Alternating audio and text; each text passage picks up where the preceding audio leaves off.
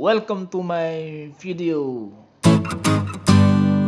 Assalamualaikum semua, kami dari kelompok 4 akan membahas tentang konsep dasar hukum, teori, sistem pengajian atau kompensasi guru dan strategi pengelolaan. Untuk memenuhi mata kuliah Manajemen Pembiayaan Pendidikan, dosen pengampu Bapak Afif Alfianto MPD, Fakultas Tarbiyah, jurusan Manajemen Pendidikan Islam, UIN Raden Fatah Palembang. Sebelum itu, kami akan mempersiapkan diri dengan memperkenalkan kelompok 4. Pemateri pertama yang akan disampaikan oleh Saudari Romsia Mini. Pemateri kedua yang akan disampaikan oleh Saudara Rahmat Abimayu.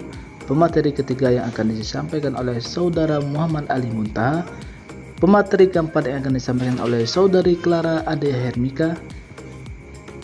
Pemateri kelima yang akan disampaikan oleh Saudara Eko Saputra. Pemateri keenam yang akan disampaikan oleh Saudari Dwi Juni Farika Sari.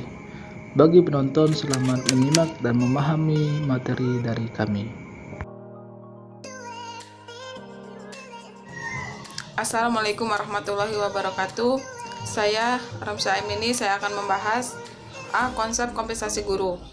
Kompensasi adalah segala sesuatu yang diterima para karyawan sebagai balas jasa untuk kerja mereka. Kompensasi guru adalah keseluruhan balas jasa yang diterima oleh guru sebagai akibat dari pelaksanaan pekerjaan di organisasi dalam bentuk uang dan lainnya yang dapat berupa gaji, upah, bonus, insentif, dan tunjangan lainnya seperti tunjangan kesehatan, tunjangan hari raya, uang makan, uang cuti, dan lain-lain. Kompensasi yang diterima guru berupa kompensasi langsung yang dipengaruhi oleh faktor-faktor pekerjaan yang kritis dan upah. Demikian pula bisa berupa insentif maupun keuntungan berupa bonus. Sedangkan kompensasi tidak langsung dapat berupa berbagai tunjangan, misalnya asuransi kesehatan, jaminan pensiun, dan lain-lain. Komponen-komponen tersebutlah yang digunakan guru untuk memenuhi kebutuhan hidup dan keluarganya. Secara umum, kompensasi dibagi menjadi 3. 1. Kompensasi material, 2. Kompensasi sosial, dan 3. Kompensasi aktivitas. Bismillahirrahmanirrahim. Saya akan melanjutkan penyampaian materi dari Saudari Romsia Mini. Di sini saya akan menjelaskan 3 pembagian kompensasi guru. Secara umum ada 3 pembagiannya. Yang pertama kompensasi material, kedua kompensasi sosial, yang ketiga kompensasi aktivitas. Yang pertama kompensasi material.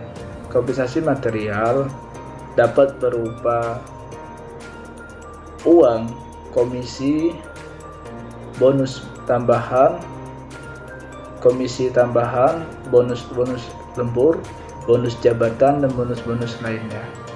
Tetapi dalam kompensasi sosial, kompensasi material ini tidak berbentuk uang saja, bisa juga berbentuk sebagai pelengkap fasilitas untuk guru, seperti fasilitas ruang guru yang nyaman dan layak dipakai, parkiran, WC umum, tempat untuk berekreasi, tempat untuk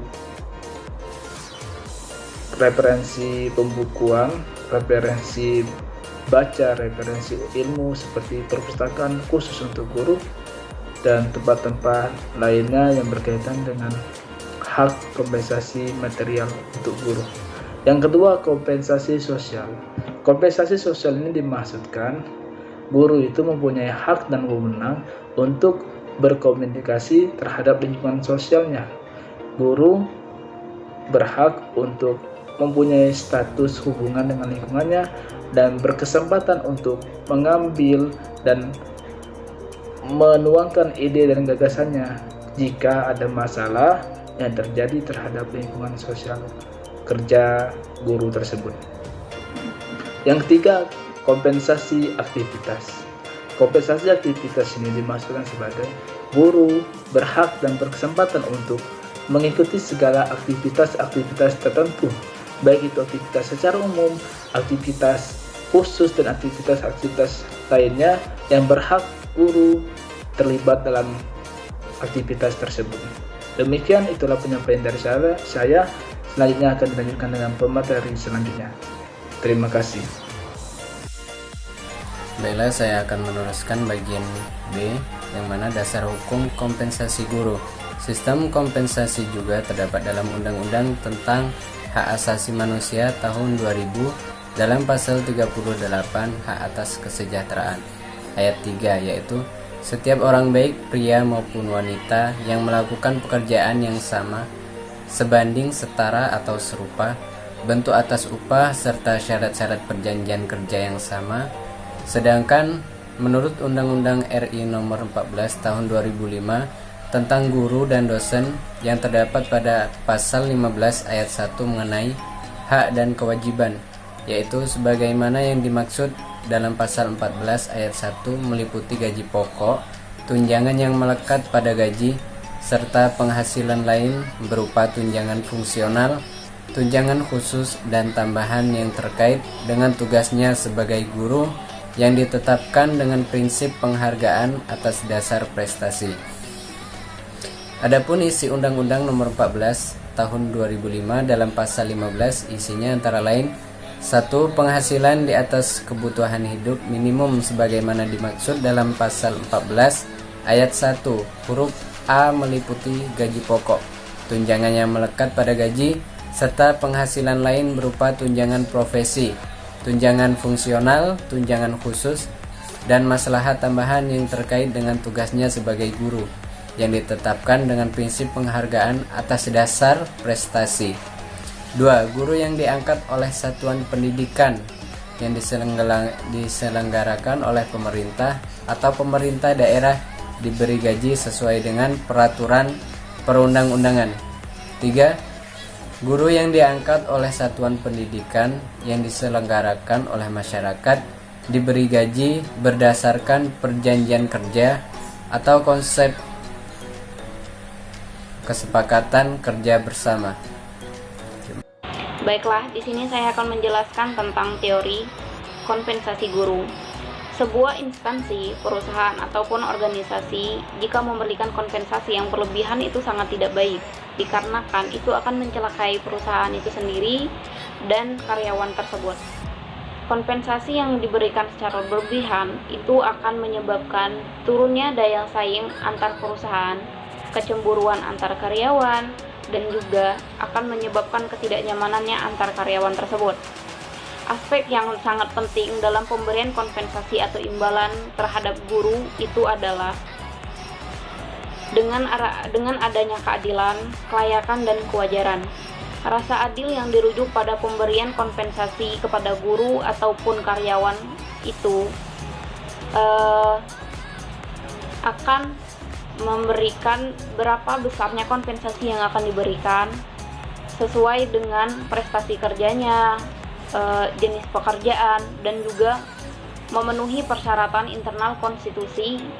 Nah, saya akan melanjutkan materi sebelumnya, yaitu D. Sistem kompensasi guru. Sistem kompensasi ada 3 macam, yaitu 1. Sistem skala tunggal adalah gaji yang sama diberikan kepada pegawai yang berpangkat sama. Yang kedua, sistem skala ganda. Sistem penggajian yang menentukan besarnya gaji bukan hanya didasarkan pangkat tetapi juga pada pekerjaan yang dilakukan. Yang ketiga, sistem skala gabungan. Sistem penggajian yang merupakan paduan antara sistem skala tunggal dan sistem skala ganda. Sistem kompensasi yang ideal adalah sistem kompensasi yang menghargai seseorang berdasarkan usaha dan jernih payah yang telah dikeluarkannya, bukan berdasarkan golongan pangkat dan senioritas. Baiklah, saya Dwi Junifer Sari akan melanjutkan poin E mengenai strategi pengelolaan kompetensi guru. Strategi kompetensi adalah daftar pilihan gaji yang tersedia untuk manajemen yang mungkin di bawah beberapa kondisi. Manajemen kompetensi dapat digunakan sebagai strategi pemberi kerja, artinya semakin banyak keterampilan dan pengetahuan yang dimiliki, maka semakin tinggi gaji yang akan diterima.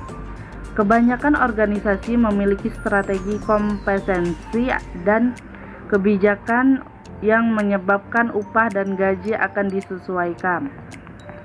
Beberapa tujuan pemberian kompetensi guru adalah menghargai profesi guru, menjamin keadilan gaji guru, mempertahankan guru, memperoleh guru yang bermutu, pengendalian